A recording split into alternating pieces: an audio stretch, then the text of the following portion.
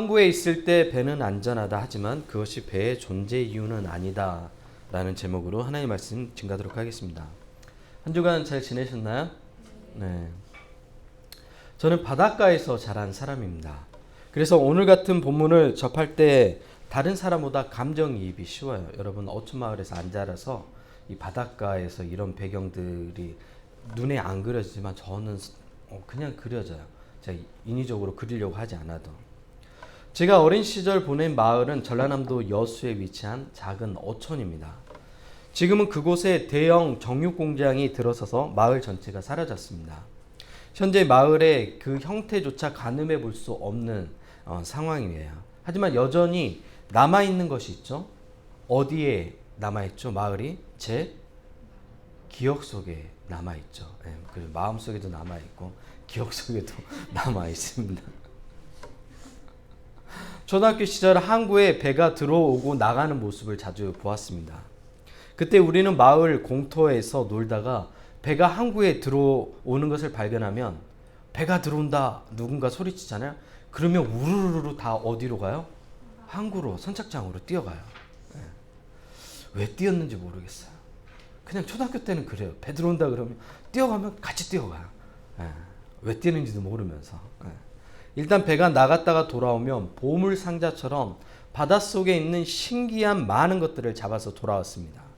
우리는 매번 그물에 잡힌 생선과 그 이름조차 알 수 없는 해산물을 보며 마냥 좋아했습니다. 모든 것이 신기했던 어린 시절, 그물에 잡혀온 바다 생물은 저의 모든 호기심을 자극하는 것들이었습니다. 그래서 우리는 배가 항구에서 출항하면 또 어떤 재밌는 바다 생물을 잡아서 돌아올까 하는 기대를 하곤 합니다. 배의 크기도 상관없어요. 크고 작은 것도 상관없고 오래된 배도 상관없어요. 중요한 것은 항구를 나가는 거예요. 출항을 하는 거예요. 여수 소요트 경기장에 1983년 네덜란드에서 건조된 41m의 범선이 있어요. 네. 범선이란 뭐냐면 돛을 달아서 풍력을 이용해서 배가 가는 것을 범선이라고 얘기해요. 네. 이 배는 코리아나호인데 기관과 돛을 갖춘 범선으로 돛을 달기 위해 바닥에서 세운 기둥의 높이가 무려 이제 돛을 달려면 기둥이 있어야 되잖아요. 기준점이 이게 30m가 돼요. 굉장히 멋있겠죠. 돛이 11개이고 펼치면 931m가 된대요. 굉장히 멋진 배예요. 멀리서 봐도 그 위용에 압도될 만큼 멋진 배가 이 코리아노입니다. 41년이나 되었는데 이 배는 출항할까요? 출항을 해요. 그래서 멋진 거예요. 오래돼도 상관이 없어요. 배는 출항할 때 그 존재 이유가 있는 겁니다. 이와 반대로 우리 마을 항구 안쪽에 오랜 시간 정박된 배가 있습니다. 이 배는 출항하지 않습니다. 항구를 절대로 떠나지 않습니다. 그래서 이 배는 우리들의 호기심이 되었을까요? 아니에요. 그 배는 우리가 그냥 지나치는 배예요. 왜? 출항하지 않기 때문에 그렇습니다. 우리가 오랜 시간 정박한 그 배를 그냥 지나친 이유는 그 배는 바다에 관해 아무 이야기도 우리에게 들려주지 않기 때문에 그렇습니다. 오래된 배든 작은 배든 큰 배든 상관없이 바다에 나갔다 오면 그 이야기를 우리에게 들려줘요. 무엇을 잡았는지 그 이야기의 내용들이 있죠. 여러 가지 것들. 바다에 안 살아서 잘 공감이 안 되죠. 네. 항구에 있을 때 배가 가장 안전하지만 그것은 배의 존재 목적이 아니에요. 많은 사람이 인생을 항해에 비유합니다. 그만큼 바다를 항해하는 것과 우리가 사는 인생이 비슷하다는 것이겠죠. 2001년 시와 그림이라는 CCN 가수가 항해자라는 곡을 발표했어요. 이 곡은 많은 기독교인들의 공감을 얻으며 각 교회 예배 시간에 자주 부르는 인기 있는 찬양곡이 되었습니다. 제가 그 가사의 일부를 읽어드릴게요. 나 비로소 이제 깊고 넓은 바다 간다. 두려움에 떨고 있는 내 손을 주는 결코 놓치지 않으셨다. 나 비로소 이제 폭풍우를 뚫고 간다. 비바람에 흔들리는 나약한 나를 잡아주시는 그분은 나의 주님. 주 나를 놓지 마소서. 이 깊고 넓은 바다에 홀로 내 삶의 항해 끝이 되시는 주님이시여. 난 의지합니다. 날 포기하지 마소서. 나 잠시 나를 의지하여도 내 삶의 항해 방향을 잡아 주시옵소서. 되게 멋진 찬양이죠. 네. 왜 신앙인의 삶이 항해자인지 너무 잘 표현한 곡입니다. 오늘 우리가 살펴본 본문에도 어촌 마을이 등장하죠. 바로 게네사렛 호수입니다. 갈릴리 호수는 둘레가 이렇게 갈릴리 호수가 이렇게 있으면 둘레가 53km예요. 호수가 53km면 엄청 큰 거예요. 그래서 고대인들은 이곳을 갈릴리 호수라고 부르기도 하고 뭐라고 또 불렀을까요? 너무 크니까 바다라고 불렀어요. 그리고 갈릴리 호수는 너무 크기 때문에 그 위치에 따라 이름이 우리를 쉽게 얘기하면 거기 배가 정박해 놓은 위치에 따라 이름이 달라요. 오른쪽 위쪽 그러니까 호수가 이렇게 있으면 오른쪽 위쪽이겠죠. 여기가 벳세다. 그리고 바로 옆에가 가버나움. 그리고 조금 내려와서 중간쯤 위치가 게네사렛. 그리고 게네사렛 바로 밑에가 디베레아예요. 네. 이제 갈릴리 호수에서 나온 이 지명들이 여러분이 기억해 놓으면 나중에 성경을 읽다 보면 그 지명들이 나옵니다. 그러면 오늘 본문에는 어디예요? 위치가 갈릴리 호수 중에 게네사렛에서 일어난 일이에요. 그러면 갈릴리 호수가 이렇게 있으면 중간쯤에 있는 위치예요. 이해됐나요? 네, 디베레아 바로 위에요. 당시 많은 사람이 예수님의 말씀을 듣기 위해서 주변 마을에서 몰려왔습니다. 많은 인파의 혼란스러운 상황이었어요. 하지만 예수님은 이 상황에도 멀리서 하나님의 말씀을 듣기 위해 찾아온 사람들에게 하나님의 말씀을 들려주어야 했습니다. 마침 그곳에 배 두 척이 있었습니다. 운명처럼. 한 척은 시몬 베드로와 그의 동생 안드레가 탔던 배이고 또 다른 배는 세데베의 아들 야고보와 요한이 몰던 배였습니다. 이 네 사람은 동업자였어요. 뭉쳐서 우리 어업을 통해 큰 돈 한번 벌어보자 하고 뭉친 네 사람이에요. 하지만 이들은 밤새 고기를 잡으려 했으나 고기를 잡지 못했죠. 물고기예요. 네. 로이가 좋아하는 고기가 아니에요. 지친 몸과 실망한 마음으로 배를 육지에 대고 그물을 정비하고 있었습니다. 그때 예수님이 시몬 베드로의 배에 오르면서 배를 육지에서 조금 떼기를 청합니다. 예수님은 자연스럽게 배에 앉으면서 사람들에게 하나님의 말씀을 가르치기 시작합니다. 시간은 그렇게 계속 흘러갔고 베드로는 얼떨결에 예수님의 말씀을 가장 가까이에서 듣는 행운을 얻게 됩니다. 우리로 얘기하면 임영웅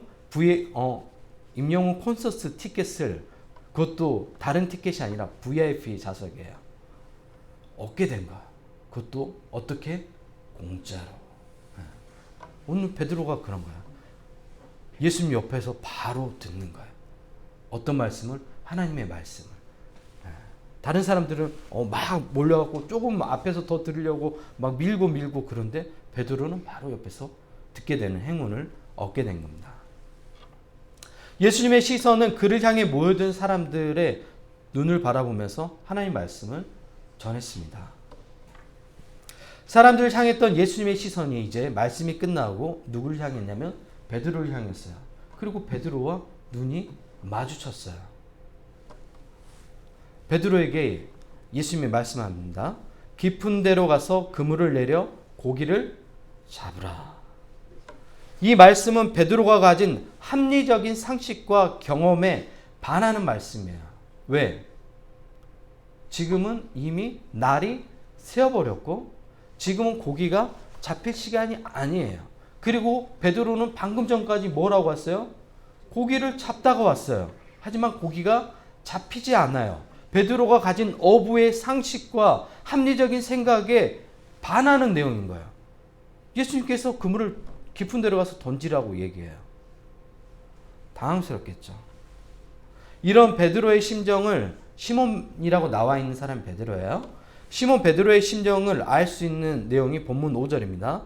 시몬이 대답하여 이르되 선생님 우리들이 밤이 새도록 수고하였으되 잡은 것이 없지만은, 그 다음이 중요해요.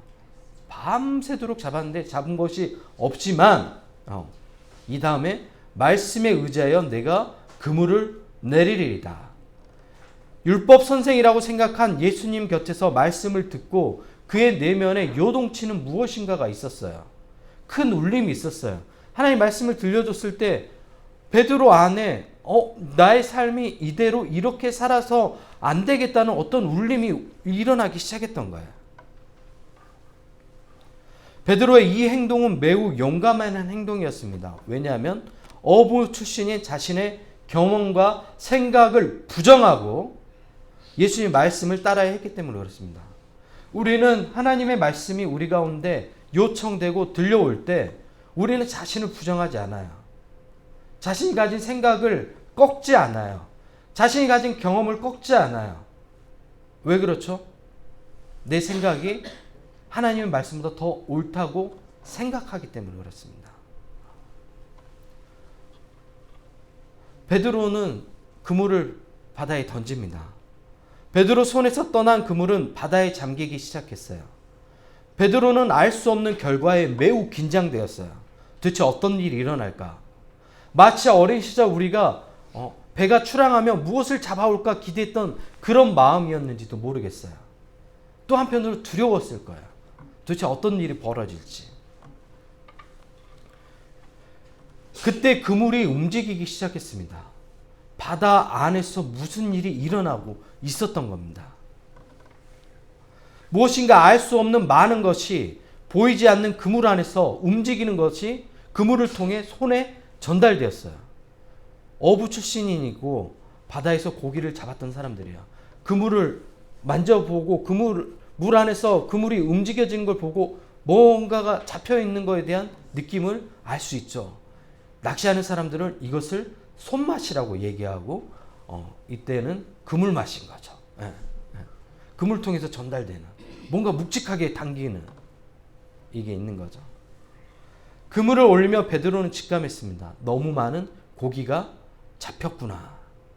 어쩌면 동업자 야고보와 요한에게 처음 이 일을 제안했을 때 꿈꿨던 만선, 배 고기가 가득한 그런 모습이었을지도 모릅니다. 그때 그물을 올리며 고기를 배에 실은데 고기가 너무 많은 거예요. 자기가 꿈꿨던 것보다 더 많았던 거예요. 자기가 평생 이 어업을 통해서 야고보와 요한에게 우리 돈 한번 벌어보자 얘기했던 그것보다 더 많은 것들이 잡힌 거예요. 심지어 그물이 찢어져요. 베드로는 직감했어요. 이 배에 다 실을 수 없다. 야고보 요한에게 손짓해요. 빨리 오라고. 야고보 요한의 배도 식기 시작해요. 고기가 계속 나오는 거예요. 밤새도록 수고했을 때 고기가 한 마리도 잡히지 않았는데 이상하게 고기가 계속 있는 거예요. 갈릴리에 있는 고기가 모두 이곳에 모여든 것 같은 착각이 들 만큼 고기가 계속 있는 거예요. 그리고 두 배에 가득 차게 되었어요. 베드로가 평생 꿈꿨던 그 만선이 실제로 이루어졌어요. 그것보다 더 많은 고기가 잡혔어요. 그리고 베드로가 한 행동은 무엇이죠? 이 일은 너무 감격스러운 일이잖아요. 어부로 살면서 한 번도 경험하지 못한 일이었던 거야. 근데 예수님의 말씀에 의지해서 그물을 던졌더니 이 엄청난 일이 일어났습니다. 베드로는 이 모든 일이 감격스러우면서도 혼란스러웠어요. 그리고 직감했어. 이것은 하나님이 하신 일이구나. 이것은 하나님이 하신 일이구나. 저에게도 이런 경험을 했던 일이 있어요. 제가 자주 얘기했죠. 설교 시간에. 신학교 때 정성철 목사님이란 분이 있어요. 제 신대원 동기인데 이번에 사랑의 동산에도 그 스텝으로 오랫동안 섬기시는 분이에요. 제가 아내한테 얘기했거든요. 얼굴을 보면 웃길 거야 라고 얘기를 했거든요. 그때 아내가 보고 이 사람이구나 바로 알았다고 하더라고요. 되게 웃겨요. 얼굴 보면 웃음이 나와요. 예. 레크레이션도 잘하고 되게 코미디언 같아요. 예. 개그맨처럼 너무 재밌어요. 같이 있으면 막 웃고 되게 오바를 잘하시고. 그렇게 잘 웃는 분의 둘째 아들 은빈이가 어렸을 때 아팠어요. 희귀 병에 걸려서. 그래가지고 이분이 제 앞에서 눈물을 보인 적이 한 번도 없는데 아들 얘기하면서 눈물을 흘리니까, 너무 유쾌한 분이 눈물을 흘리니까 이게 너무 나한테는 충격으로 다가왔어요. 늘 막 밝고 에너지 많고 막 농담하고 저 사람은 뭐 저렇게 기쁜 일이 많지 했는데 그런 슬픔을 이야기하면서 눈물을 흘리니까 너무 충격으로 다가왔어요. 그리고 제 마음 가운데 어떤 마음이 있었냐면 이분을 좀 도와드려야 되겠다. 그래서 제 주변에 음악을 하는 친구들이 많아요. 그래서 얘기했어요. 우리가 은빈이를 위한 콘서트를 좀 하자. 그래서 모여가지고 학교 축제할 때 자선 모금을 했어요. 신학교고 다 전도사님들이에요. 전도사님들 얼마나 가난한지 알죠? 네. 근데 그분들이 2시간을 딱 모금을 했어요. 2시간 만에 얼마가 모였냐면 100만 원이 모였어요. 잔돈까지 다 계수해보니까 정확하게 100만 원이었어요. 그때 제가 친구에게 뭐라고 얘기했냐면 이것은 하나님이 하신 일이다. 불가능한 일이었던 거예요. 그 2시간 안에 100만 원이 모였던 거예요. 그렇게 많은 액수가 모였던 이유가 뭐냐면 각 체육대의 상금이란 상금들을 다 받은 그 학년들이 다 거기에다 기부를 해준 거야. 놀라운 일이죠. 하나님이 하셨다. 오늘 베드로가 그런 거예요. 이 일은 하나님이 하신 일이구나. 그리고 나에게 말씀하신 예수님이 바로 하나님이 보낸 분이라는 것을 직감했습니다. 베드로는 예수님 무릎 앞에 엎드려 고백합니다. 5장 8절 하반절입니다. 제가 읽어드릴게요. 그 전에는 무엇이라고 불렀죠? 예수님을 선생님이라고 불렀는데 지금 뭐라고 부르냐면 주여 나를 떠나소서 나는 죄인이로소이다. 자기 앞에 있는 분이 너무 거룩한 분인 것이 부담됐던 거예요. 그리고 이 놀라운 일들을 감당할 수 없었던 거예요. 주님 나를 떠나시옵소서 하는 거예요. 베드로, 안드레, 야고보, 요한 모두 베드로와 같은 심정이었어요. 왜? 평생 꿈꿨던 그 만선의 꿈을 오늘 드디어 이룬 거예요. 자신들의 노력으로는 한 번도 이룰 수 없는 그 기적 같은 일이 오늘 예수님과 함께 할 때 이루어진 거예요. 이 일은 인간의 능력을 벗어난 일이라는 것을 그들은 경험과 상식을 통해 알았습니다. 두려워하는 시몬 베드로에게 예수님이 말씀합니다. 무서워하지 말라. 이제 후로는 내가 사람을 취하리라. 여기서 취하다는 헬라어가 조그론이라는 단어인데 조그론의 원형이 조그레오인데 하나님의 권능으로 사람들을 생명으로 인도한다는 그런 단어의 뜻을 가지고 있어요. 그러면 하나님께서 이제 베드로에게 단순히 고기를 잡는 일, 그 자기의 삶, 생계를 위한 삶에서 무엇을 하겠다는 거예요? 사람들의 생명을 인도하는 그런 영적인 업으로 만드시겠다는 거예요. 누가? 하나님께서 오늘 그것을 우리에게 들려주고 있습니다. 이제 예수님은 베드로가 하나님의 권능으로 사람들을 생명의 길로 인도하는 제자가 될 것이라고 말씀합니다. 우리는 이런 제안 앞에서 머뭇거리게 되죠. 왜 그렇죠? 두렵기 때문에 그렇습니다. 인간은 변화하는 것을 굉장히 싫어합니다. 자신의 방식을 바꾸는 것을 굉장히 두려워합니다. 여러분 주위에 변하지 못한 사람들을 봐보세요. 매번 똑같은 사람들을 봐보세요. 특징이 있어요. 바꾸지 않아요. 삶에 문제가 있으면 바꿔야 돼요. 내 삶에 뭔가를 바꿔야지만 변화가 내 안에 일어나는데 아무것도 바꾸지 않고 어떤 기도를 드리냐면 하나님 내가 변하도록 도와주세요. 아무것도 바꾸지 않으면서. 내가 뭔가 바꿔야 나의 삶이 바뀌기 시작하는 건데 바꾸지 않아요. 그리고 하나님께 기도해요. 내가 변하게 해달라고. 저녁에 먹으면 살이 빠져요? 절대로 빠지지 않아요. 내가 먹는 지금의 패턴대로 먹으면 살이 절대로 빠지지 않아요. 그 증거가 나잖아요. 절대로 안 빠진다니까요. 그러면 어떻게 해야지 빠져요? 운동한다고 빠지지 않는다니까요. 먹는 방식을 바꿔야죠. 칼로리가 높은 음식들을 내려놔야죠. 햄버거, 치킨 먹으면 안 돼요. 피자 어제 먹었어요. 먹으면 안 된다고요. 나 어제 먹었다고요. 그러면 안 바뀐다고요. 변화하기 위해서는 우리가 방식을 바꿔야 돼요. 하나님의 말씀이 들려오면 그 말씀에 순종하고 자신의 삶을 바꿔야 돼요. 근데 있는 그 자리에서 하나님 바꿔주세요. 전 아무것도 안 할 거예요. 하나님이 바꿔주세요. 우리가 그렇게 신앙생활을 하고 있습니다. 베드로와 안드레, 야고보, 요한은 모든 것을 버려두고 예수님을 따라갔다고 이야기합니다. 이들이 어부 출신이었는데도 불구하고 예수님의 제자가 되었다는 것은 이들이 예수님을 따르면서 모든 것을 버려둘 수 있는 용기가 있었기 때문에 예수님의 제자가 된 거예요. 예수님은 뛰어난 사람들을 제자로 삼지 않습니다. 예수님은 머리가 좋은 사람을 제자로 삼지 않아요. 예수님은 돈이 많은 사람들을 제자로 삼지 않아요. 예수님은 자신의 모든 것들을 내려놓고 예수님을 따를 수 있는 사람을 제자로 삼았어요. 그 사람들이 예수님의 제자들이었어요. 예수님의 제자 중에 도시 엘리트 출신은 단 한 명 있었어요. 누구예요? 가룟인 유다예요. 그는 결국 자신의 삶의 스타일을 고수하면서 예수님을 배신하죠.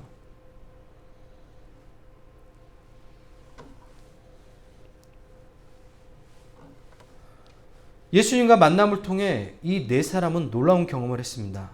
어업을 통해 성공하려고 꿈꿨던 그들의 꿈보다 더 높은 가치의 삶이 있다는 것을 오늘 경험을 통해서 발견하게 된 거예요. 그들이 꿈꿨던 만선보다 더 많은 고기를 잡으면서 그들이 느꼈던 것은 이 고기 잡는 일보다 더 큰 가치의 삶이 있겠구나. 누구를 따라가면? 예수님을 따라가면.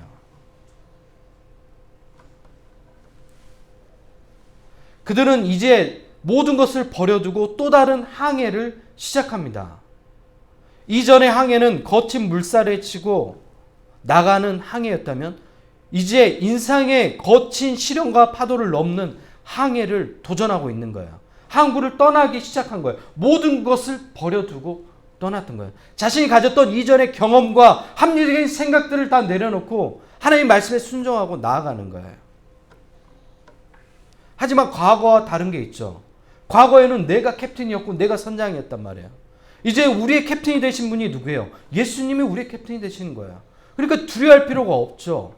거친 파도에도 두려워할 필요가 없어요. 왜? 예수님이 우리 항해의 캡틴이 되시잖아요. 선장이 되시잖아요. 근데 뭐가 그렇게 두려워요?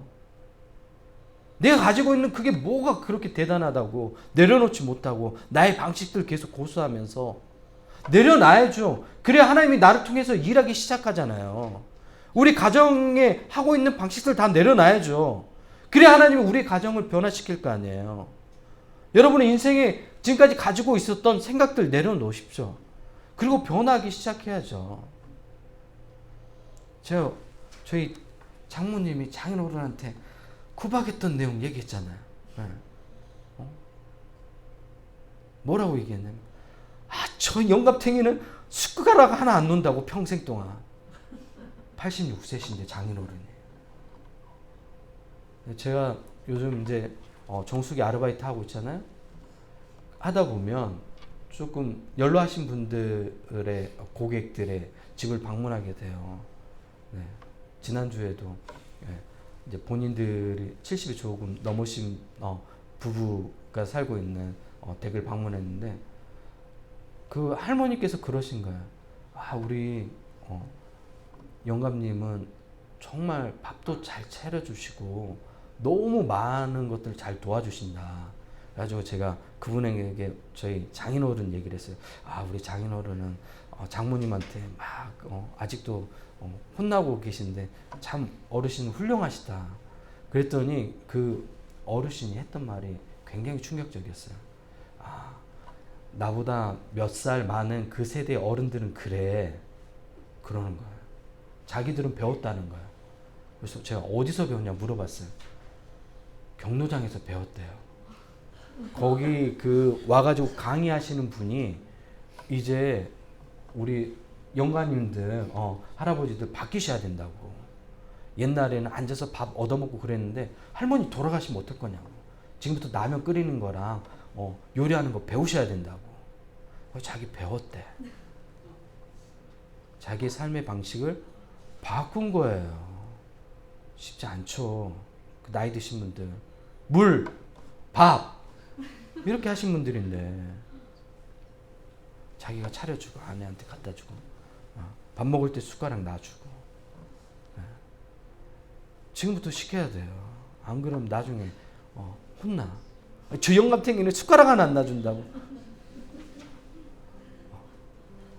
나중에 이제 막 그게 쌓여가지고 계속 노년에 혼나요, 혼나.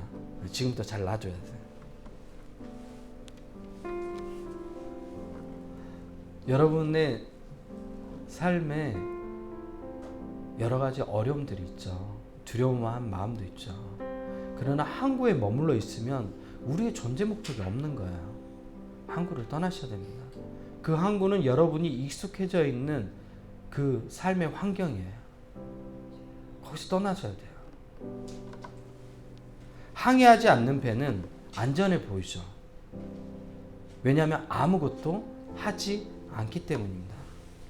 전 여러분의 장례식 앞에서 누구 성도는 그냥 그런 인생을 살다가 그냥 그렇게 삶을 마감했습니다라는 조사를 하고 싶지 않아요. 배의 크기도 상관없고 오래되어 낡아도 상관없습니다. 중요한 것은 항해를 시작하는 거예요. 여러분은 예수님을 인생의 선장으로 모시고 항해를 시작했습니다. 여러분이 신앙인이 된 순간 여러분은 이미 항해가 시작된 거예요. 두려워하지 말고 항구를 떠나 인생의 바다로 나아가야 합니다. 그래야 폭풍우 가운데 돌보시는 하나님의 보호하심을 경험할 수가 있어요. 여러분이 항구에 머물러 있으면 그 어떤 기적도 경험하지 못해요. 하나님이 일하시는 그 위대하심도 경험하지 못해요. 여러분이 가지고 있는 생각과 상식 안에서 그저 그런 인생을 살다가 삶을 마감할 거예요. 하지만 여러분이 항해를 시작한다면, 도전한다면 하나님이 여러분을 통해서 이루실 엄청난 일들을 경험하게 될 거예요. 그거는 여러분이 가지고 있는 상식과 여러분이 가지고 있는 경험과 여러분이 가지고 있는 능력을 벗어난 놀라운 일들이 하나님의 능력을 통해서 여러분 향해 나타날 거예요. 그 일들을 경험하셔야죠. 우리의 선장 되신 예수님과 이 항해를 시작하십시오. 인간관계의 실패, 재정적인 실패, 가정의 실패, 사업의 실패로 항구에서 과거의 실패의 경험을 계속해서 복귀하시는 분들 있죠. 이제 그만하셔요. 충분히 하셨어요. 이제는 다시 바다로 나아가야 돼요. 인생의 바다로. 네. 배는 항해할 때 가장 멋있어요. 그 배가 크고 작고 상관없어요. 그 배가 바다에 나가는 순간 그 배는 또 다른 이야기를 가지고 와서 우리에게 들려줄 거예요. 저는 여러분의 마지막 장례식 조사 때 그런 이야기들 들려줬으면 좋겠어요. 우리 권사님은 이런 분이었다고. 제가 더 오래 살겠죠? 나이가 어리니까. 그래서 들려주고 싶어요, 사람들에게. 너무 멋진 분이었다고. 내 인생에 이런 분을 만난 건 난 너무 행운이었다고. 하나님께서 내게 준 축복이었다고. 그런 조사를 하고 싶어요. 어려운 상황 속에서도 두려워하지 않고, 그 어려운 힘든 상황 속에서도 꿋꿋이 이겨내고 하나님과 함께 앞으로 나아갔다고. 정말 멋진 분이라고. 내 생에 이렇게 멋진 신앙인을 만나보지 못했다고. 이런 분과 함께 하나님을 섬길 수 있어서 난 너무 행복했다고. 이런 조사를 하고 싶어요. 반대로 저보다 나이 어린 우리 청년들, 저한테 유병철 목사님은 이런 분이었다고. 남루한 삶이었지만 가진 건 없었지만 당당했고 늘 타협하지 않고 늘 앞으로 정직하게 나아가는 목회를 했다고. 그러면 저는 괜찮아요. 그 정도 인정해주면 다른 거 바라지 않아요. 우리 모두 이런 멋진 삶을 살았으면 좋겠습니다. 한국에 정박해 놓은 분들 있죠? 다시 배 몰고 나가세요. 그렇죠? 당장 나가세요. 오늘부터 같이 기도하겠습니다.